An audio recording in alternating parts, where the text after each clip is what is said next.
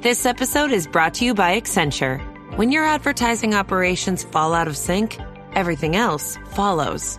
Spotify and Accenture are working together to reinvent the rhythm of ad sales, using automation, analytics, and smarter workflows to simplify campaign delivery and access better data across the business. The result? Less time spent on operations, more time connecting brands with the moments and fandoms that matter most. Learn more at accenture.com/Spotify. The new LinkedIn Hiring Pro can't undo your last hire, the no-show. Who set you back because they didn't show up on day one, or day two, or ever again. And now your product launch is delayed because you're talking to alien abduction podcasters to track them down. But LinkedIn Hiring Pro can help make sure your next hire sticks. In fact, businesses who use LinkedIn are 24% less likely to reopen a role in the next 12 months. Hire right the first time with LinkedIn Hiring Pro. Post a free job today at linkedin.com/quality. This podcast is part of the Robots Radio Rocket Club, a program designed to help all podcasts reach their full potential. For information about joining the Robots Radio Rocket Club, check out robotsradio.net. Welcome to Holocron Histories, Star Wars Canon versus Legends, where we're going to take a deep dive into the lore of the Star Wars universe. Hello, and welcome to the Holocron Histories podcast. I'm Teacup, also known as Austin. And I am Ben of Temeria. All right. Well, Ben, what do we have for today? So for today, just like how last week we discussed, we went over the Jedi Order, this week we are going over the Sith. So the other main faction in the Star Wars universe that we see. Yes. So with the Sith, so starting off in Legends, there is a pretty big difference that we see from the Sith we see in Legends, and then we go into the canon. So in the Legends, the Sith was actually an ancient species that was on and developed on the planet Korriban, which, if you know from Star Wars history, Korriban was typically known as the birthplace of the Sith as a species, or even as a culture for the dark side. So the species was extremely powerful in the dark side of the Force. Over thousands of years, their culture developed. They built an empire to where what we see in Legends as the Sith Empire at one point. Later in the species of the Sith, in their history, there was a powerful Sith king, Adus, who ruled for centuries until the Rakata invasion on Korriban. So, as I said back in our first episode, how the Rakata were the creators of the quote-unquote proto-saber in Legends, they invaded Korriban to overtake this Sith species, since they were both Force-sensitive species, to be the dominant race. And then with the Sith themselves, the Sith species, they have a long lifespan, coursing over a couple hundred years.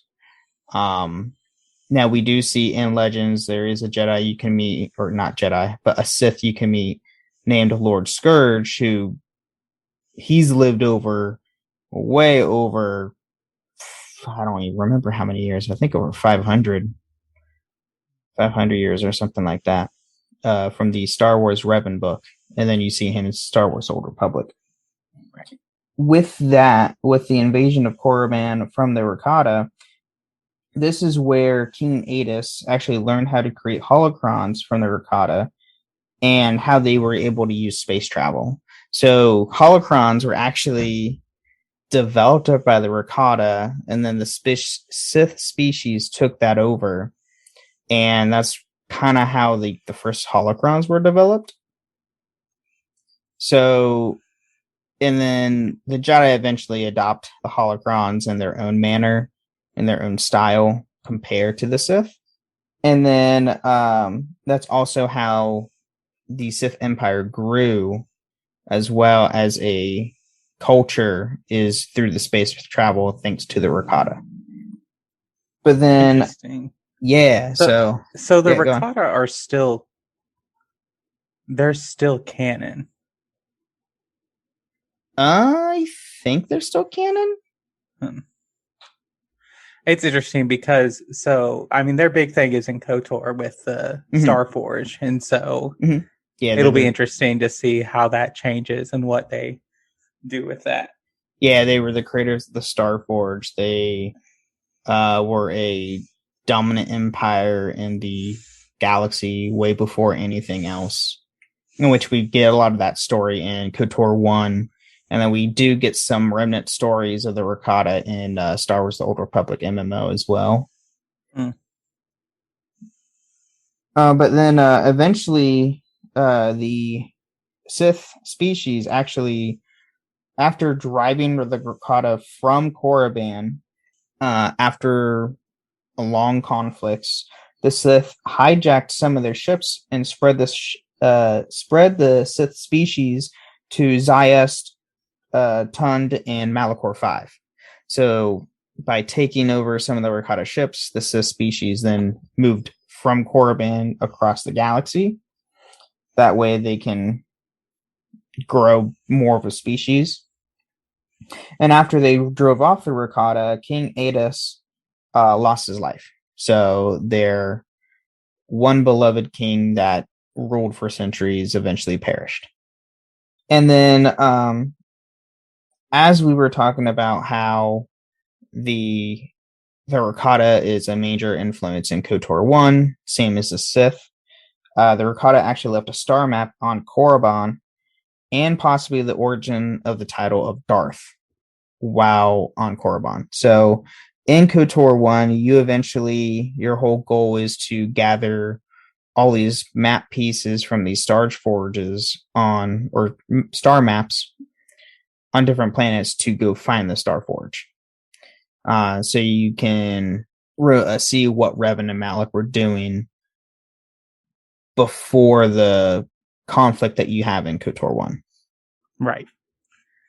Which, if you haven't played KOTOR, it's a great game. It's such a great game.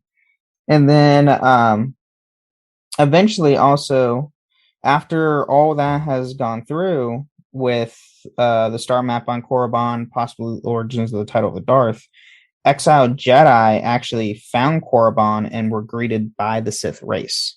So just like in our second episode and our last episode, how there was like the dark Jedi that splintered off from the Jedi Order themselves, they eventually found Korriban and interacted with the Sith species, and that's where the dark Jedi eventually became what we know as the Sith. So the exiled Jedi then eventually formed an alliance with the Sith rulers, second in command to overthrow the Sith King and claim dominant dominion over the Sith. So the dark Jedi that eventually become the Sith basically became the dominant. They're mostly human. They literally dominate the Sith race to where the human population is the dominant species on Korriban, to where the Sith still had a high regard and status, but not as high regard as what all the humans were. And then the Sith and the Jedi do have countless wars over the centuries. Eventually, the Sith do create a Sith Academy on Korriban. You see it in KOTOR 1, where you can visit it and you actually do some missions on Korriban. That's how you have to go get the star map, is to become a quote-unquote Sith. And then when you play Star Wars the Old Republic MMO, your Sith Warrior and Sith Inquisitor characters actually start on Korriban as your starting planet that you go to. And there's a Sith Academy on those as well. But then such conflicts would be the Great Hyperspace War, the conflict on Onderon, which we see in Star Wars The Old Republic, the Great Sith War, the Krath Holy Crusade, and the Jedi Civil War. and then there's always countless conflicts over the centuries with the Jedi and the Sith, since they were always immortal enemies between the two. Right. And then after 300 years after the Jedi Civil War, the Sith, thought to be gone, came back stronger and attacked the Republic, which is the Old Republic. And that's what started the events of Star Wars Old Republic. They all the Jedi thought they were gone. They come back in full force with their numbers in the thousands and attack the Jedi Temple on Coruscant, and that is one of the sackings of Coruscant Temple, and that's why the Jedi eventually moved their base of operations to their original planet on Tython. Right. And then with the new Sith Empire coming out of extinction, basically, the leader is controlled by someone named the Emperor. So if you ever play Star Wars Old Republic, you get this, and you even read in some of the Legends books, you get mentions of the Emperor. The Emperor, like, who is the Emperor? Well, in Old Republic, spoilers if you haven't played it, the game's 10 years old now. The Emperor goes by the name of Darth Vitiate, or he also goes by Valkorion, who is basically an immortal being who was human, becomes immortal through the dark side power of the Force, and basically can eradicate an entire planet just to feed his hunger. Just like how, if you play KOTOR 2, there's Darth Nihilus, who can feed off the life force of anybody in the surroundings to sustain himself. Right. So that is what I have in the Legends of the Sith. Is there anything you want to add, Austin? There's not a lot. I haven't really delved that much into the Sith from the Legends material. I do know that there are several books on different offshoots of the Sith. I think that one big point about Legends that kind of gets confusing a little bit is that the Sith is both a race and a belief system. And so you could be a Sith, like a racially, like, and biologically a Sith, like Lord Scourge is, like, there are other dark side Jedi, or darks, like pure blood Siths are what they're called. And, or you can be a Sith that's like following the Sith Order and the belief and what comes out of that. Just because you're a dark side user doesn't mean that you are a Sith. Yes. Yeah. You have to go through, extensive training to be dubbed a Sith, compared to someone just being a dark side user. We see this in canon, just like in canon, we have the Inquisitors who, yes, they use the dark side of the Force. Yes, they're dark side users, but they're not given the title of Sith because they don't get that extensive training to become a full-fledged Sith. Right. But in canon, there's other reasons why that is in canon, which we'll go here in a couple minutes here. But in canon, or in Legends, it's both a belief system and a race. Just like I was actually listening to one of your guys's Dragon Age Lorecast episodes about the Kenari, and talking about the Kenari, where it's the same thing. It's a race and a belief system. Yes. Yes. I think Shelby will probably correct me when I say this, but I think that there is an actual name for like the Kunari race, but I don't think we actually know it. But it's something that like they refer to them. It's Kossith. Okay. I just remembered. But yeah, that's what we get in Legends.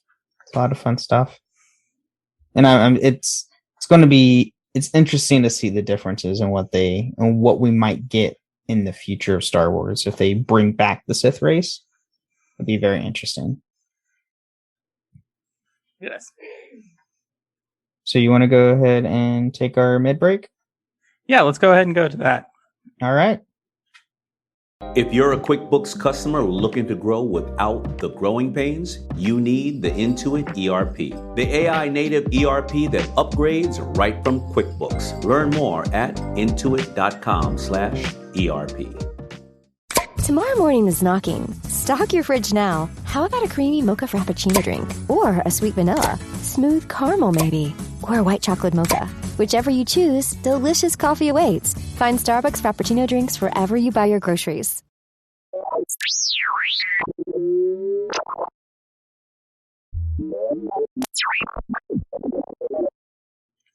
All right. Well, welcome to the middle of the show where we talk about all things that don't have to do with the lore of Star Wars regarding the podcast. And so we just want to take this time to those of you who have left us reviews. Thank you. They help a lot. And if you like our show, if you like to support us, you like what we do, what we say, there are two great ways to support us. The first is to tell other people about the podcast. If you have friends who are big Star Wars nerds, and you really love our podcast, just say, hey, you should listen to this podcast.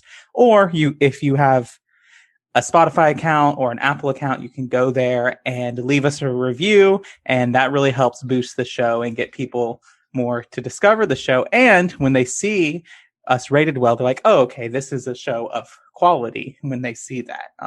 You don't have to listen on Spotify or Apple to leave us a review. You just need an account. And if you leave us a 5-star review with some words on Apple, we will read it on a future episode of the show. Yes, we will. And that's all I have. Do you have anything to add? I mean, you can also follow us on Twitter at SW Hollow Histories. So you can always do that and support the show that way. Tell your friend, you can, like Austin was saying, best way is to word of mouth. So on Twitter, you can just retweet or just let everybody know who follows you to check out our podcast. Yeah, definitely. All right. Well, let's get back into it. All right. This summer, say I do. I am marrying a stranger. Like never before. Am I crazy? It's a whole new Married at First Sight on Peacock. Thank God I woke up in love. With new experts. My name is Dr. Lisa. My name is Paul Brunson. More couples. This could be the start of a very successful marriage. And more surprises. Or maybe not. Everything is just not enough. You're a little bit crazy. I don't know what's going to happen. I want my fairy tale ending. Married at First Sight, now streaming. New episodes Thursdays, only on Peacock. You mind if we make one more stop before heading back? I need to run a Target. 100%. Let's RTT. You thinking of stuff for the dorm? Yeah. My mom gave me some good tips on must-have essentials. We for sure need underbed storage, handheld iron for wrinkles, maybe even a mini Keurig for Mondays. Am I right? All right, bet. Because I was already thinking about keeping my clothes looking fresh at college, so you better be sharing that. Of course, man. Whatever I get on this run is yours, too. Twin! But for real, let's go before they close. Find everything you need for college at Target.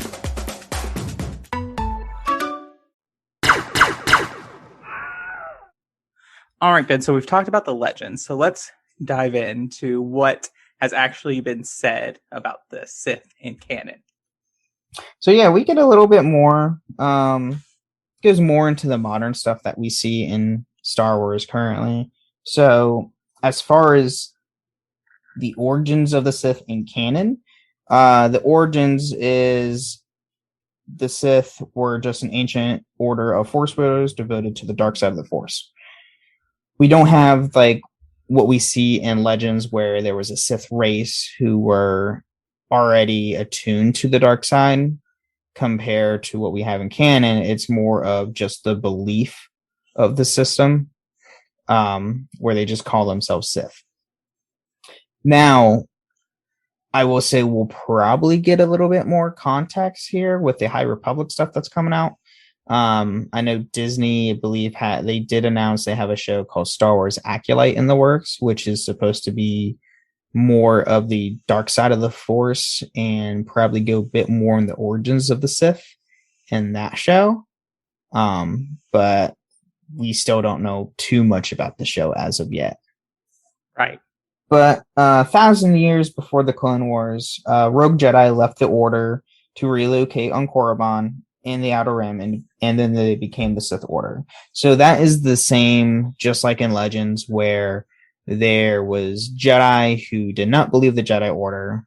They splintered off to want to become their own things, and then pursued the dark side of the Force when they landed on Corbin. And then later towards the end of the Old Republic era, with all the infighting in the Sith Order, Darth Bane, who created the rule of two, states that there will only be two Sith at a time. So in Legends, we get this in Legends too. Like Sith, it's just in their nature to go after one another, to further their goals, to further their power. That's how a lot of Darths gain their power and become Darths. They were eventually once apprentices, killed their masters, and basically took their titles. And with all this infighting, it was basically making the Sith practically destroying themselves and making themselves go extinct. And with Darth Bane, when he saw all this, with his leadership and his status in the Sith Order, created the rule of two, to where there should be only two Sith prominent at a time. And the Sith that remained, all the way up when we get to like episode 1, we had Darth Sidious, Darth Maul. They were in hiding before episode 1 of Phantom Menace, and then the Phantom Menace being, Darth Maul. Right. The Sith are devoted to the dark side of the Force, and they do have a Sith code. So just like the Jedi, they do have a code that they follow. And that Sith code states, peace is a lie, there is only passion. Through passion, I gain strength. Through strength, I gain power. Through power, I gain victory. Through victory, my chains are broken. The Force shall free me. So with the Sith code, compared to the Jedi say they don't let emotions rule you. With the Sith, it's complete opposite. They use their emotions to fuel their power, their fighting, and to basically get to where they want to be. We see this in Anakin at the end of Revenge of the Sith, where Dark Sidious turns Anakin to the dark side. Anakin, his whole point on joining Sidious is to save Palpatine, or to save Padme from dying, and he was hoping the dark side of the Force would allow him to do that. Well, we all know that doesn't happen, but using that power, using that his emotions, he gained great power. But I believe we said this in the last episode, the dark side does have its side effects, to where it does drain you of your life force. It does drain you of your vitality. We see this in Darth Sidious, where the more he uses his Force lightning, the decrepit he becomes, basically. Right. I think with me, it's so interesting because you have like this code of like passion, I gain strength, which is like in such opposition with the Jedi code of like, there is no emotion, there is peace. But at the same way, like the Jedi and the Sith are all about control of your emotions still, because they know that like a Sith isn't out of control in their rage or passion. It's always directed. It's always like they're under control. They're in power of their rage and their passion and their anger. In fact, a lot of the ways like the Sith goad their opponents is to make them irrationally angry.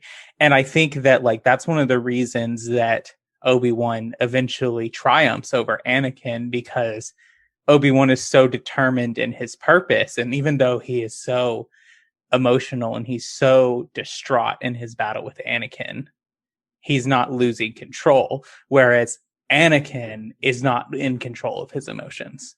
And so eventually Obi-Wan is able to think clearly and best Anakin because of that. Mm-hmm.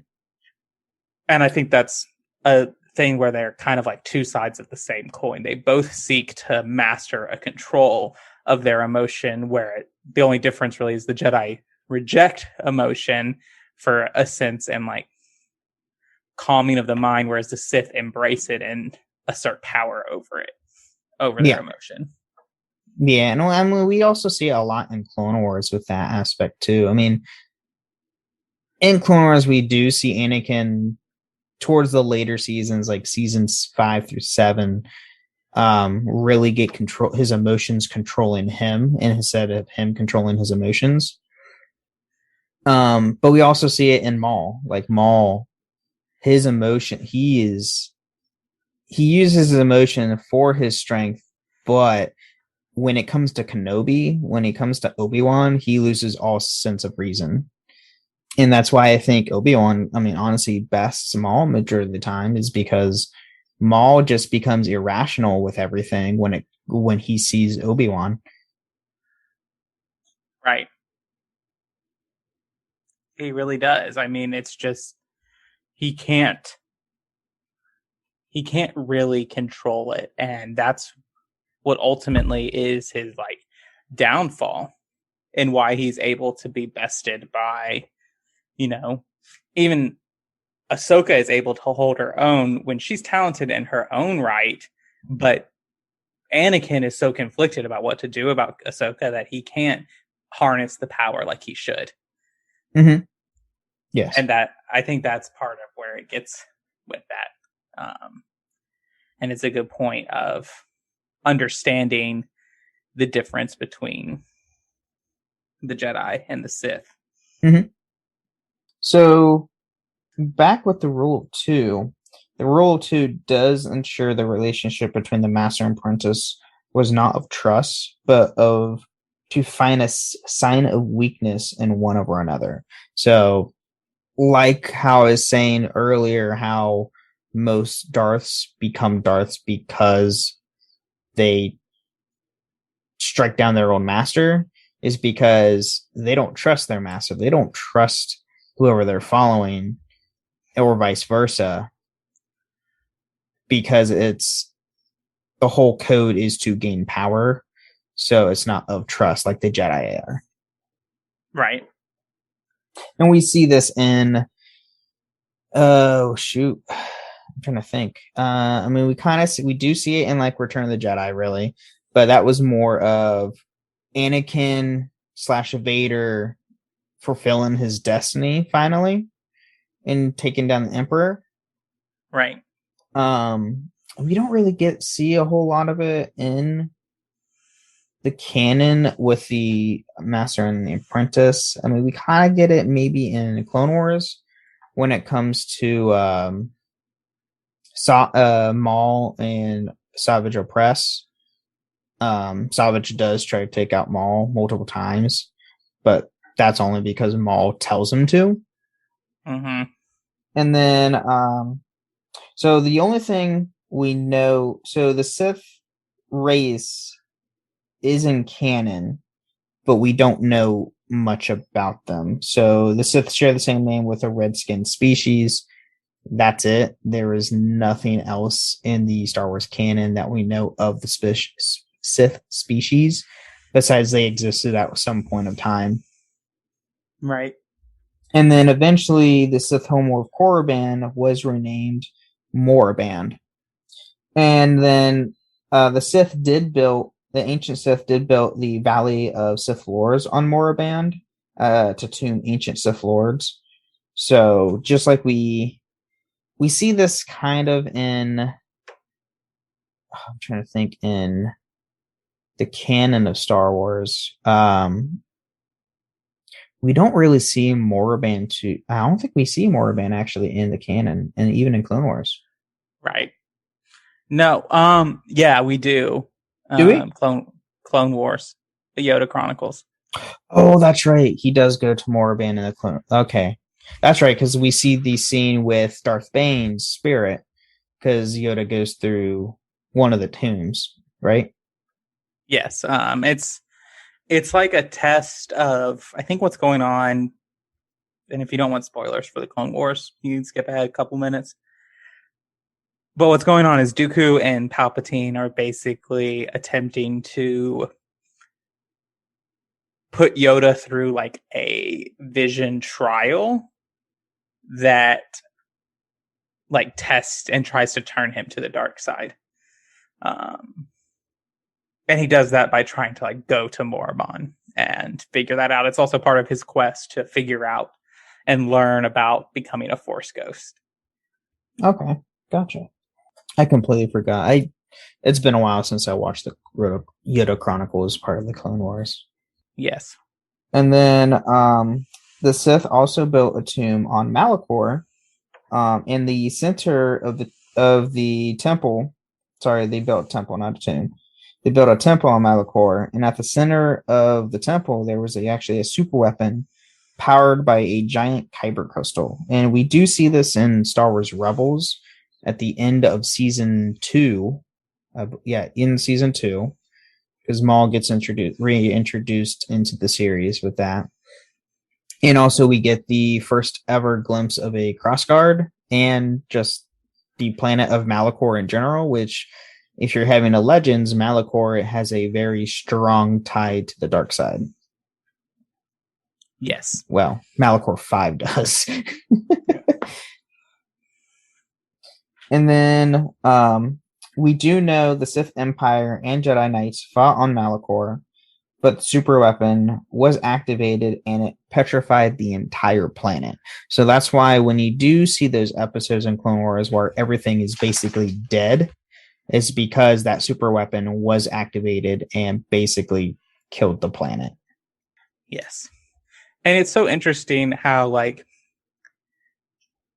the way these tie over, because the way the Sith Temple operates on Malachor very much looks like the same way the Sith Temple operates on Exegol, too. Oh, that is true. That's right. Yeah. And Rebels was created, years before Rise of Skywalker came out, too. Yes. Especially that Malachor episode is in season 2. Yeah, that's true. God, that was 2014, 2015, I think, is when Rebels. Yeah, somewhere around that. It was one of the first things Disney did. Yeah, it was Rebels was one of the first things they did. Yeah, the first season came out before even Force Awakens did. Oh, it did. I completely forgot about that. Yeah. And then another conflict that the Jedi and Sith fought was on Takodana. Later, Maz Kanata built her castle on top of the legendary battlefield, which I did go over a little bit on last week's episode, where Takodana actually had a significant place in the universe before Force Awakens even happens. But we don't know too much about the battle, only knowing that the Jedi and Sith had a major conflict there. And the reason why Maz built her castle on top of it is because she wanted to honor the Force wielders who fought in that battle. Which I believe, if you take a look at all the flags in front of her castle, I believe there is a Jedi Order flag somewhere in there. There's like 100 flags in that one scene. How old is Maz? Do we know? Oh God, I don't know if actually I can look that up real fast. Let's see. She was, oh my God. Maz Kanata was born in 973 BBY. She's older. She's older than Yoda. Oh my gosh, she was a Force sensitive as well. That's why what we get in Force Awakens, why she talks to Rey like she did, is because she knows of the Force. She knows of it and what it entails. But yeah, that's interesting. I did not know she was older than Yoda. Right. And so, like, if we think about timeline a little bit, like Darth Bane, he does his whole thing around 1,000 BBY, at least in the old Legends books. So Maz has seen. She was born right at like the Republic entering its like golden years. Yeah. Interesting. Yeah, that is interesting. Especially, I'm curious if she knew Yoda since she's lived that long. And then, funny enough, I'm actually reading through the Star Wars High Republic Out of Shadows book right now. I'm like halfway through the book, and Master Yaddle is in the book. Of all the masters we get in the Star Wars universe, Master Yaddle, who first appeared only in one scene of Episode 1, has a tie-in into the High Republic books. Yeah, there's a dialogue in Fallen Order about Yaddle. So the pilot Grease and Seer Junda, they're having a conversation, and Grease, the pilot, is basically describing a Jedi that looks exactly like Yoda, and Seer is like, "Oh yeah, Master Yoda was very well respected," and Grease is basically like, "Master Yoda? Nah, I'm talking about Master Yaddle. She was awesome." That's awesome. And then, other than that, we get the Sith infiltrated the Galactic Republic, which we do see in the prequel movies through episodes 1 and 3, and led to the Republic's downfall. And the Republic eventually, became the Empire ruled by Sith. Yeah. And like there's also legend books on that time. If you're really curious about Palpatine and you just want, even though it's not canon, I do think these books give a lot of insight into Palpatine's character. And just inside the Darth Plagueis books. But the Plagueis books are pretty good, are really good. You get a good character development with Palpatine in those books that we don't really see in the films, or really in the show. It shows his time as an apprentice, and you see a good fair amount of what he's doing and why he's doing it. Plus, you get his whole thing of immortality and all that, because his master, that was his whole entire master's obsession too. Right. Which goes back to Darth Bane. Darth Bane is really the one that kind of starts this obsession with immortality. And it has to do with, like, I don't want to spoil too much, but it has to do with like the legacy of the Sith. And so Bane pursues immortality basically because he doesn't think he'll find an apprentice worthy enough to succeed him. And so he's trying to live forever until he finds one. And you'll have to read the books to find out if it works or not. Yeah. Do you have anything else to add? No, I think that's all I really got for this week. Yeah. I will say, like, next week, since it is the week of May the 4th, we are going to be doing a special episode where we are going to go into Obi-Wan's history in the Legends, specifically Legends. So everybody can see all the major differences of changing when the Obi-Wan show drops at the end of the month. Yeah, which is exciting. I'm so excited for that show. I'm probably going to go watch the trailer again after this just to get hyped again. And we get the first 2 episodes. So we get a quarter of the series. Yeah, we get the first 2 episodes on Friday, May 27th. It was originally that Wednesday, but they did delay it for 2 days because Star Wars Celebration is that weekend. So we're going to get a bunch of Star Wars. Not only do we get Obi-Wan Kenobi as a TV series, and we get the first 2 episodes, which are both hour-long episodes. Every episode is an hour, they did say. Oh. So that's new. Yeah. That's going to be awesome. And then not only do we get that, but in that entire weekend, we're going to be getting Star Wars news galore all weekend long. So it's going to be a good time. Is that Celebration weekend? Yes. No. Oh, it is. Yeah. Yes, Celebration weekend. Are you going to Celebration? No, God, I wish. It's in Anaheim. I know. It's too far. It's too far for me. I'm not going to. And it's I would have had to book plane tickets like 6 months ago if I needed it, if I was going to go. Now, if it's in Chicago again, I would definitely go to Chicago. Yeah, we would probably do that. I lived in Chicago for a little bit, so it would not be undoable to get over there. But yeah, all right. Well, that's all we've got. Thank you for listening. And may the Force be with you. Thank you for listening to Holocron Histories, Star Wars Canon versus Legends. You can find us on the Robots Radio Discord at robotsradio.net. You can also follow us on Twitter at SWHoloHistories and contact us at holocronhistories@gmail.com. Hi, Ryan Reynolds here for Mint Mobile. Are you looking for a beach read this summer? May I suggest your big wireless bill? It's got suspense, mystery, a slightly flat, emotional arc, and a shocking twist where you realize you've been overpaying the entire time. Fortunately, though, Mint's story is better. Every plan, $15 a month. Even unlimited. That's it. Happy ending, 0 tears. Give it a try at mintmobile.com/switch. Upfront payment of $45 for 3 months, $90 for 6 months, or $180 for 12-month plan required. $15 per month equivalent. Taxes and fees extra. Initial plan term only. Greater than 50 gigabytes may slow when network is busy. See terms.